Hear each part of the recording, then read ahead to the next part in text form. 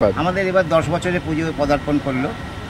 আমাদের এখানে অনেক আবাসিকদের তাদের যে আত্মীয় স্বজন অন্যান্য জায়গায় থাকেন, অন্যান্য আবাসনে থাকেন, তারা এখানে পুজোর সময় আসেন। এবং যারা এখানে যাদের ফ্ল্যাট আছে, যারা থাকেন না, এরকম বেশ কিছু মানুষ তারাও পুজোর সময় এখানে ফিরে আসেন।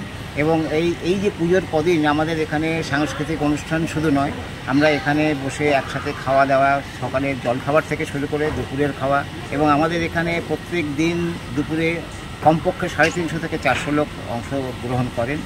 এবং এই যে পুজোর খরচ এবং পুজোর এই যে ব্যবস্থা, এটা সবটাই আমাদের নিজেদের পয়সা থেকে হয়। আমরা বাইরের থেকে কোনো রকম কোনো চাঁদা বা কোনো রকম কোনো অনুদান আমরা চাইও না এবং পাইও না। দুর্গাপূজার যেদিন প্রথম দিন, সেদিন মহিষাসুর মর্দিনী এবং দুর্গার পূজার যে ইতিহাস, সেই সংক্রান্ত কিছু সাংস্কৃতিক অনুষ্ঠান আমাদের এখানে হয়। ষষ্ঠীর দিন যেদিন পুজো শুরু হয়, সেদিন গোটা অনুষ্ঠানটাই কিন্তু মানে এই দুর্গাপূজা সংক্রান্ত এবং তার যে মাইথোলজিক্যাল যে স্টোরি আছে, পূজার কেন শুরু এবং সেই সংক্রান্ত, এবং পরবর্তীকালে এগিয়ে এসে যে মহালয়ার চণ্ডীপাঠ, এই সবগুলো দিয়েই আমাদের ষষ্ঠীর অনুষ্ঠানটা শুরু হয়। অন্যান্য দিন ধরুন নাচ গান থাকে, নাটক থাকে, শ্রুতি নাটক থাকে, আবৃত্তি থাকে।